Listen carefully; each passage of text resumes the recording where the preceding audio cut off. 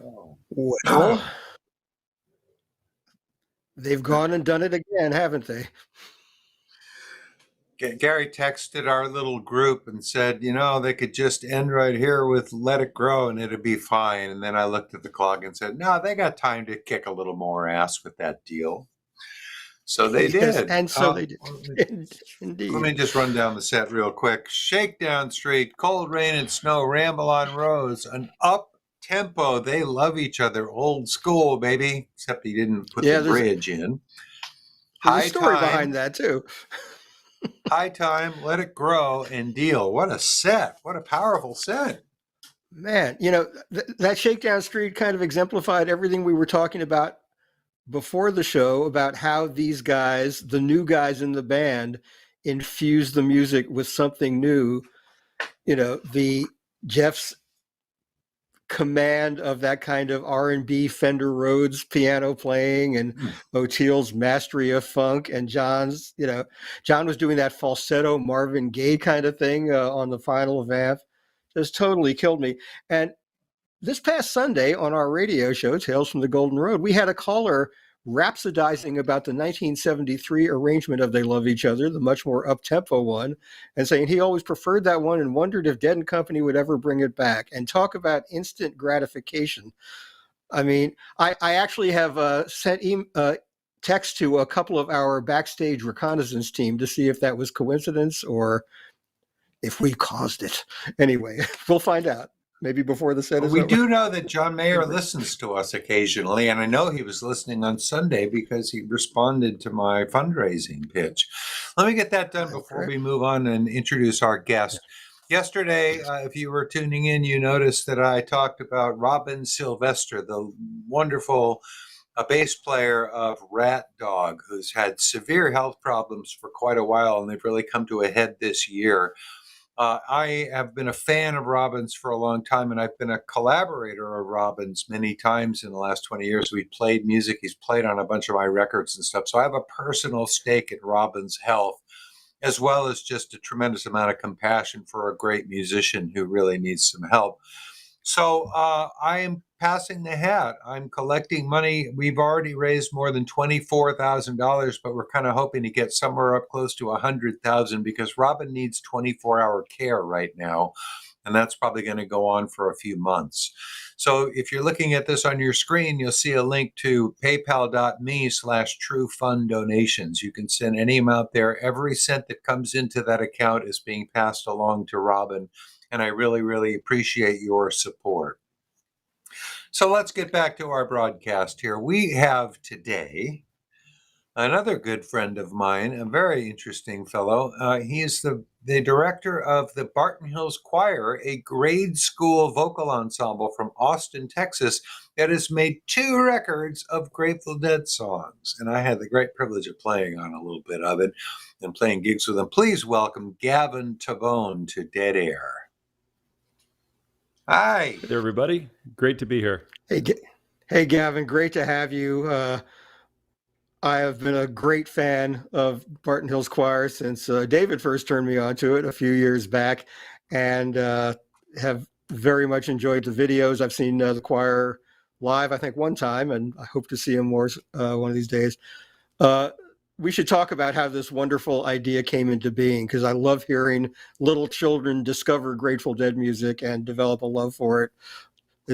It means we'll have gigs for a long time, for one thing. But anyway, well, it's funny that you brought up that They Love Each Other version, because we do that upbeat version and we do the bridge. And when I arrange Grateful Dead tunes for the kids, one of the things I look for is an interesting form. When there's sections of a song, it helps the kids, there's different movements I can put in, maybe one section has a harmony, one section has a solo. So sections are really important. And that bridge just really makes it when the choir sings it. But man, Dead & Company absolutely killed it tonight. I was just blown away. I'm looking forward to the second set. But yeah, I would say 4 or 5 years ago, the choir was doing just, basic classic rock tunes. We did a lot of Beatles, a lot of Mamas and Papas, you name it. And I've always been really into the Grateful Dead, and I have Grateful Dead posters all over my classroom at school. And one of the third graders came into my room for music class and said, Mr.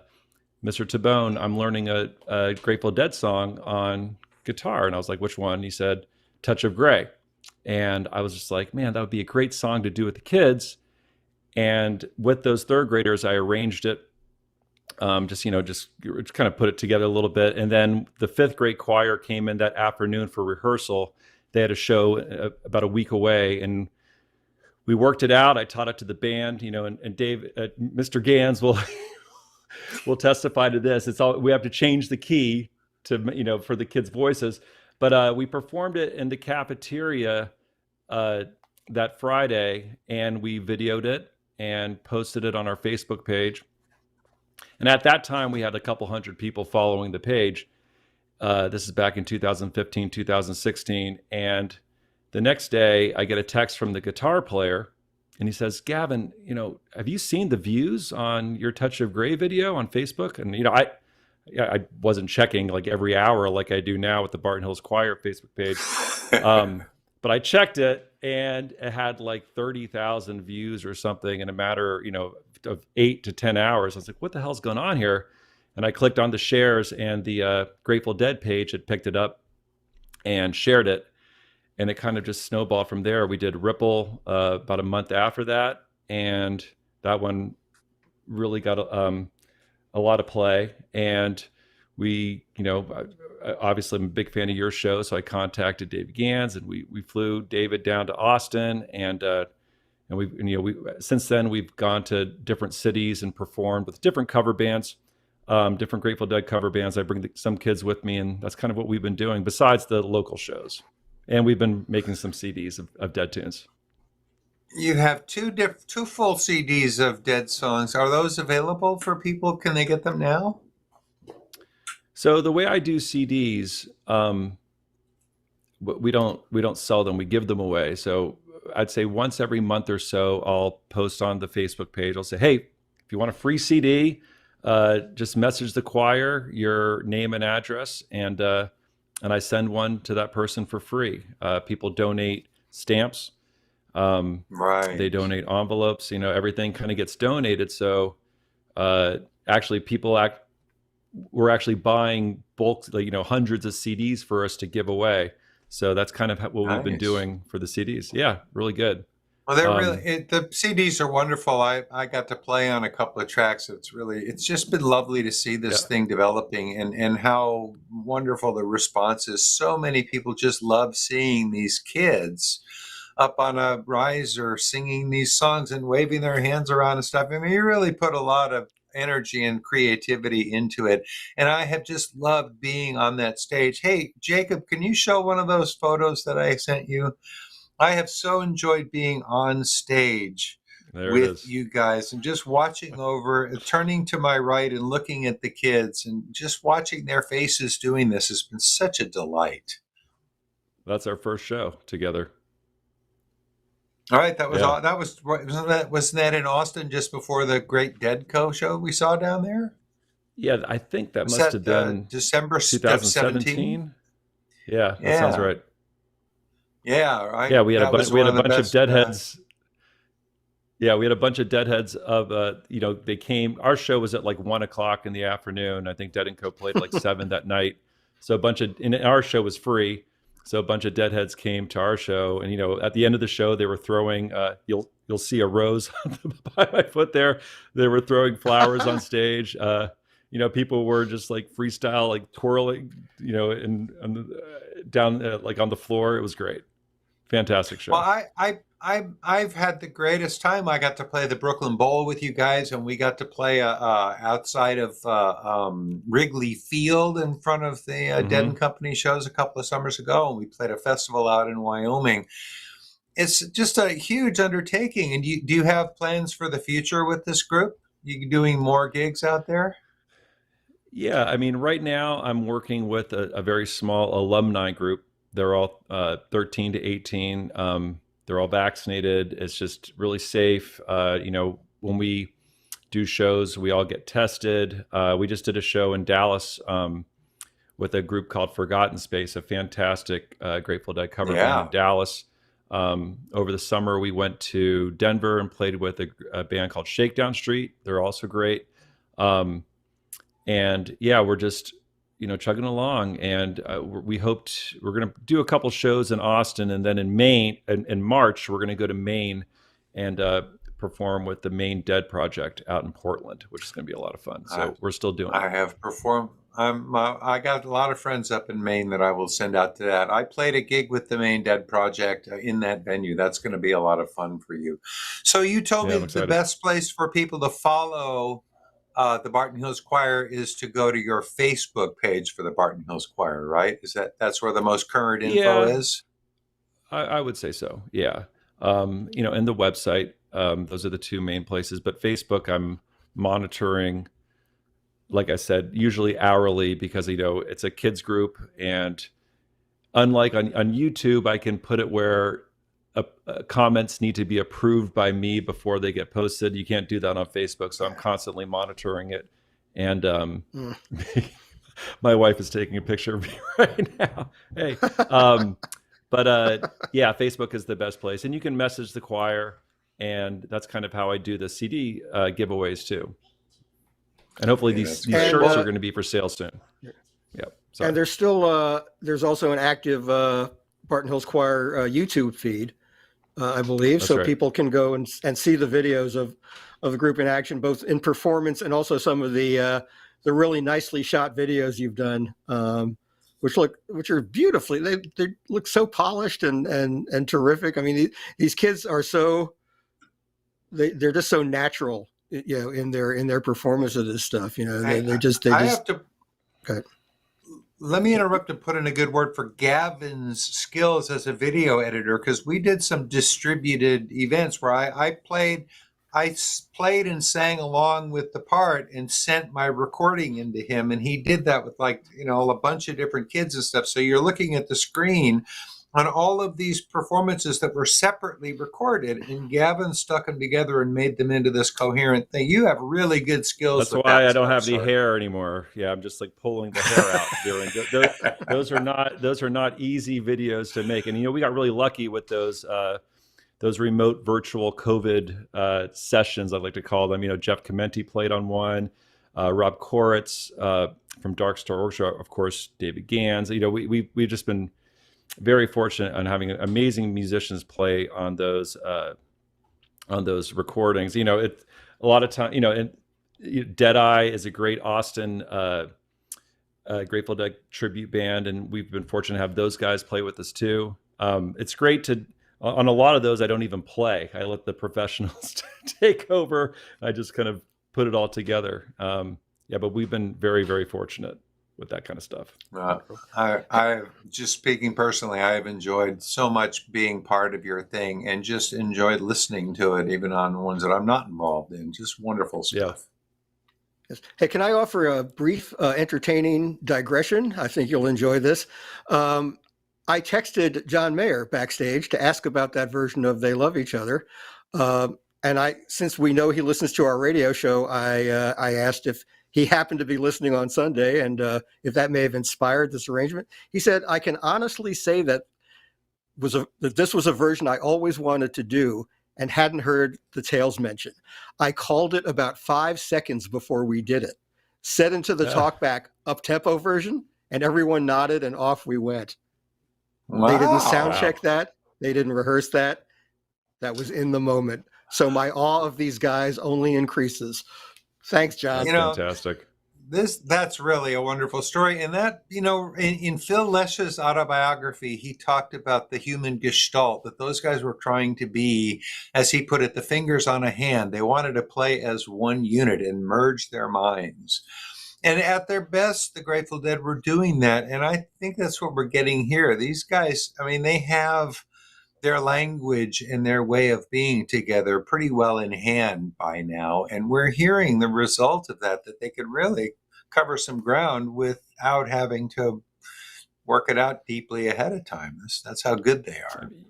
You can tell, when I was watching that first set, I've seen them a few times, but with the way Nugs has the cameras up on stage, you feel like you're on stage at times. And they had that shot where Mayer is looking at Chimenti, and he's just like, you feel like you're Jeff on the piano and John Mayer's looking at you. I was like, oh my God, you could really kind of feel that they're communicating with each other, So it doesn't surprise me that Mayer is able to say, hey, we're going to do They Love Each Other up tempo, without even practicing it beforehand. And they're just able to nail it because they have that great communication with each other. And Gavin, since you mentioned the splendid job Nugs.net is doing, this might be a good time to interject our little plug for Nugs.net. They are bringing you these amazing high quality HD or 4K webcasts. Some of you are seeing it for free on Facebook Live or YouTube, but you can also see the whole show by going to livedead.co and purchasing the whole show. If you only saw the preview of the first set or what we're doing right now, you can purchase the show, go back and watch the whole thing, and have 48 hours to watch it as many times as you want. And you can also buy a package of the entire tour. So a pretty good deal. And we've gone on at length about all the other features that Nugs.net offers. So let's get back to our guest, shall we? Absolutely. Well, Gavin, tell us a bit about yourself. I know you grew up in Cincinnati. You've been a deadhead for a while. How did you become a deadhead, and how did you become a music teacher in Texas? Well, I mean, most of the music that I listened to as a kid was because of my brother, my older brother. He got me into the Doors, the Who, the Grateful Dead at a very, very early age. And I think it was, I was in 8th grade. It was 1988. And I think one of the last, it might've been the last day of school. And a bunch of us got tickets for the Grateful Dead concert in Cincinnati. And we all went, we went down there, and I was just blown away. I think that was the last time the Grateful Dead were actually invited to play in Cincinnati. But it was Dead and Company, of course, have played since, but I think that was the last time the Grateful Dead played. But it was a fantastic show. Just fell in love with them. And then in high school, I started playing with a Grateful Dead cover band, and they were all in their 40s, and I was like 15, 16 years old. And we would just play at least weekly at all these CD bars throughout Cincinnati, and that's when I just started playing all the Grateful Dead tunes. And it's just been part of my life ever since. I went to Vanderbilt, and I got a degree. It's called music arts, which is kind of a combination of theory and composition and history, a little bit of everything. And I played in a couple cover bands in Nashville, and we did a bunch of Grateful Dead tunes. And when I came down to Austin with my wife, I was working as an outreach supervisor for Parks and Rec out in this neighborhood in Southeast Austin. And the elementary school I was working with, the music teacher was leaving, and the principal knew that I was a musician. I didn't have my teaching certificate, but she let me start. And this was in 2000, and just began teaching music. And at the beginning, I was writing a lot of music for the choir, and then I kind of started moving to classic rock tunes. And then you already heard the story about how we started doing the Dead stuff.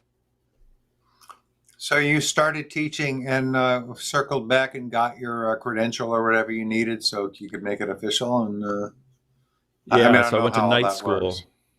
Yeah, you go to night school. You get like it's while you're teaching, and it's about a year-long program just to get your certificate. I had my degree in music, but I didn't have my I didn't have a degree or a teaching certificate. So that's what I did my first year. Yeah, it was crazy. I also want to mention I don't recommend it. Yeah. I also want to mention that Gavin texted me a wonderful little video of his daughter dancing to Deal at the end of the set we just heard. Yeah. Oh, yeah. And that was totally wonderful. You've indoctrinated the kid. Yeah, she's been listening to the Grateful Dead. The Dead is played in the car, in the house all the time. And of course, she's been to a bunch of choir shows. And so I would say probably 80 to 85% of the tunes that we do at choir shows are Dead tunes. So she's heard them all. Yeah. Yeah. I've been amazed.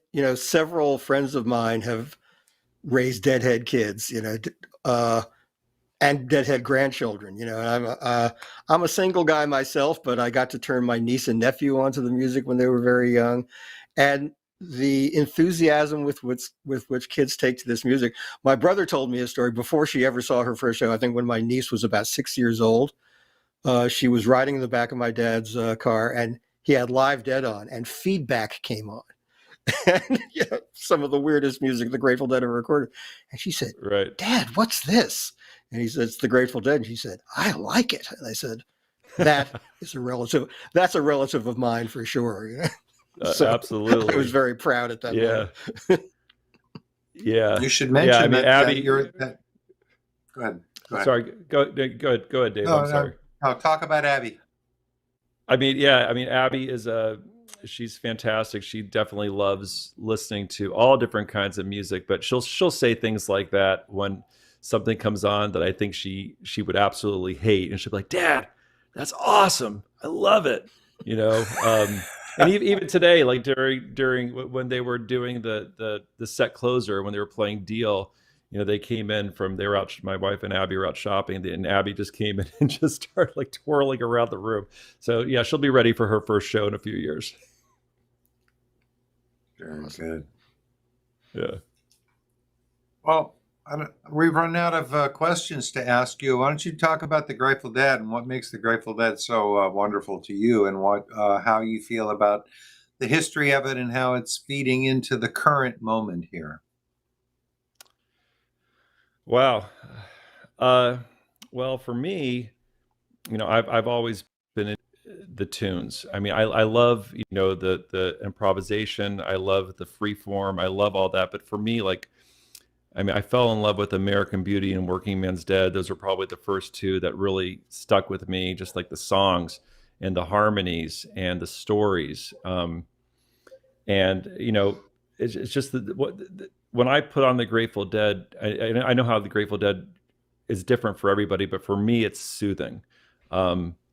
It doesn't matter what song it is. If I'm feeling, anxious, or I'm having a rough day, and I get home and I just put the Grateful Dead on the radio or my CD player, just chills me out. It just relaxes me. And there's some very, very dark tunes, but it's just like the sound that they produced and Dead and Company is producing now is just very soothing for me. And I think especially right now with what's going on in the world, we need more of that. And I think that, it's definitely been helping me, and I'm sure it's helping others. It's exactly what I was hoping to get from you, a personal observation about what this music does for you. Yeah. Yeah. And I like that you mentioned the fact that they can go to dark places too, because that's something I've also utterly respected about them from the very beginning. And on this tour, the happy songs have more resonance because we need them so badly, but they've also been Right. doing things like Death Don't Have No Mercy, which they started playing for the first time on this tour. A Hard Rain's It's Gonna a Hard Fall. Rain. Yeah. Rolling Stones. A great Black Peter last night. So they are maintaining that Grateful Dead ethos of giving you the whole spectrum, and I love that. It's curious. I wonder how. I mean, I'm sure you guys know, but at the beginning of each tour, do they sit down with all the tunes that they've played, and they're like, okay, let's add these. Like, how do they decide? I mean, that would be a fly on the wall on those conversations when they decide, like,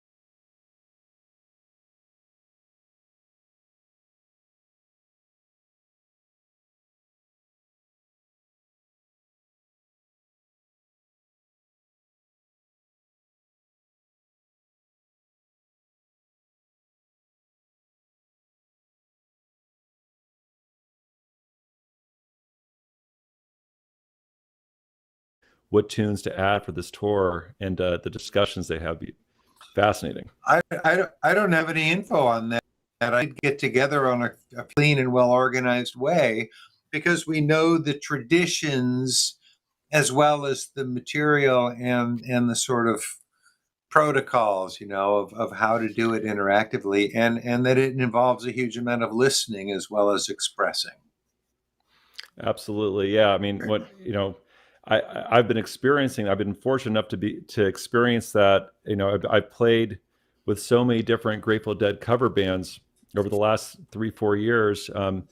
It's always fun to bring the choir. The choir arrangements are challenging because a lot of these guys have been playing these Dead tunes and these cover bands, the original way for years and years and years, and all of a sudden, they have to play one,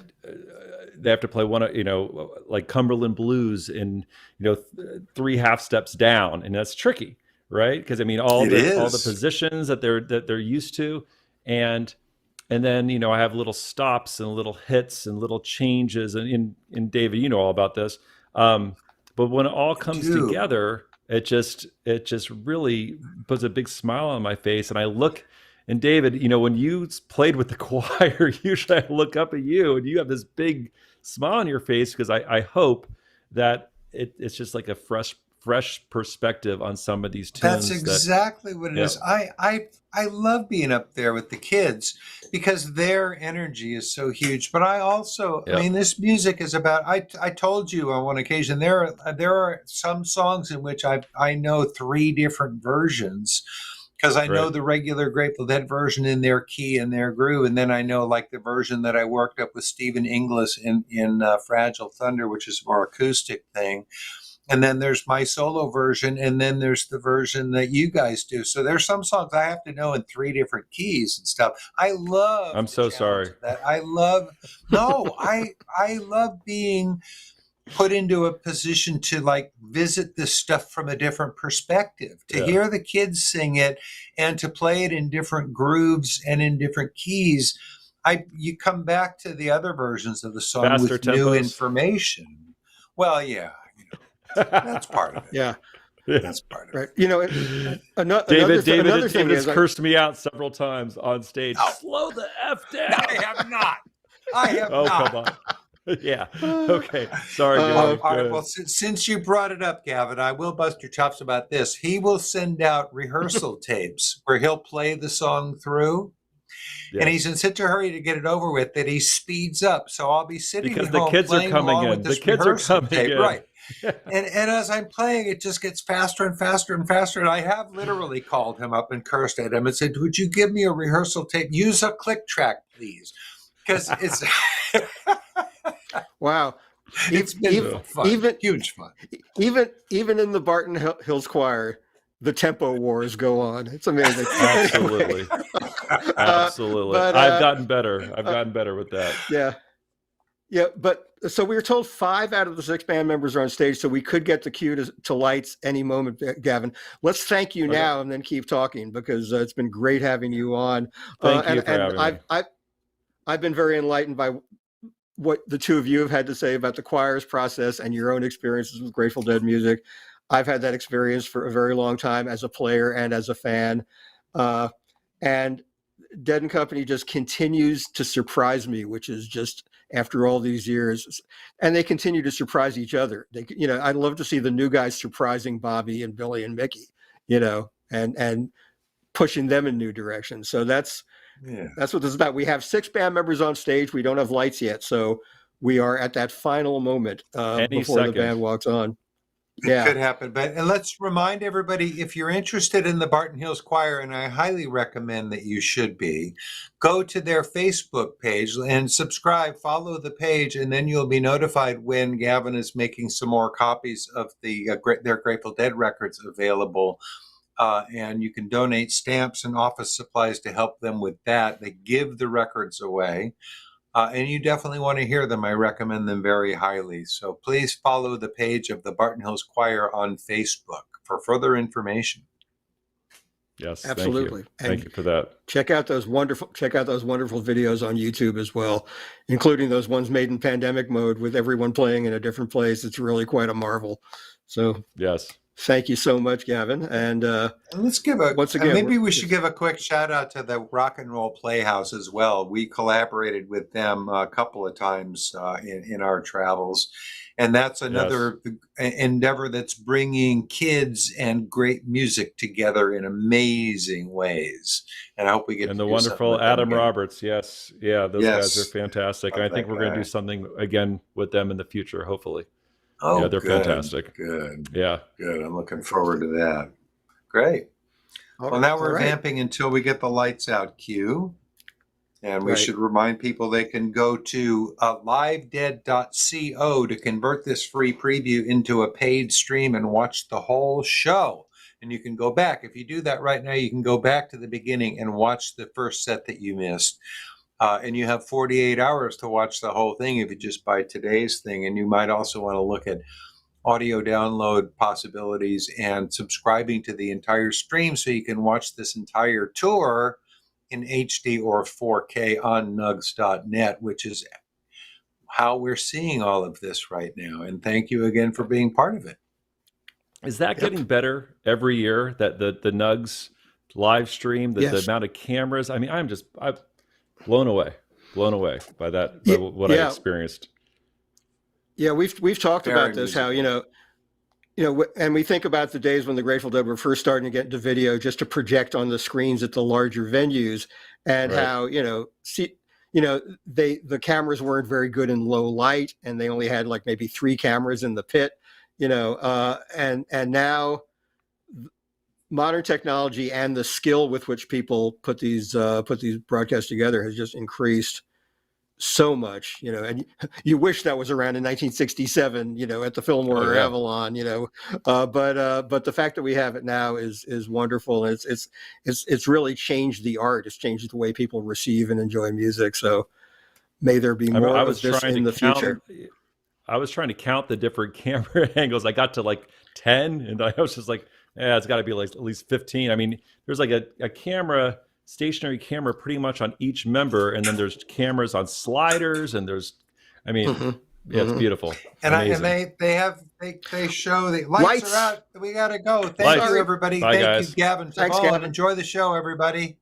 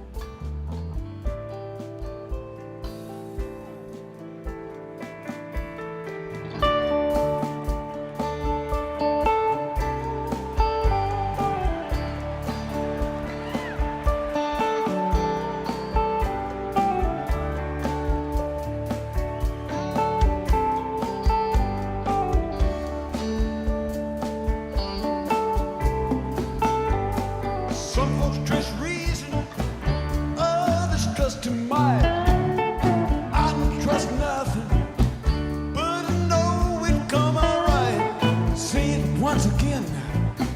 Whoa, hope you understand.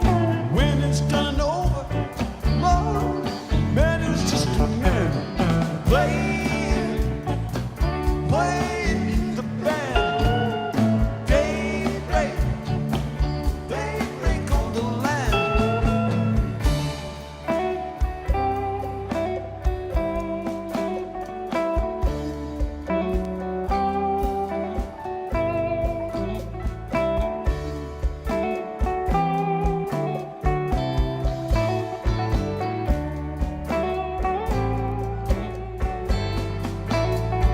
Some folks look for answers, others look for fights.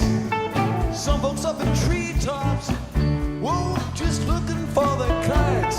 And I can tell your future, oh, just look what's in your hand. But I can stuff it up and I'm just playing the band, playing the band. Daybreak on the land.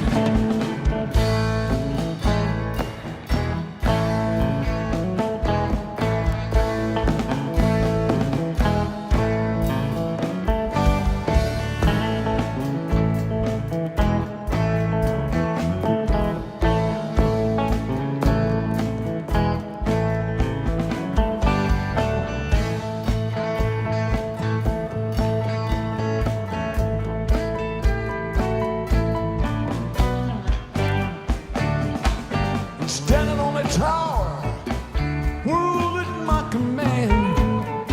You just keep turning while I play the band. And if a man among you got no sin upon his hand, let me cast on it before playing the band. Playing the band. Daybreak on the land.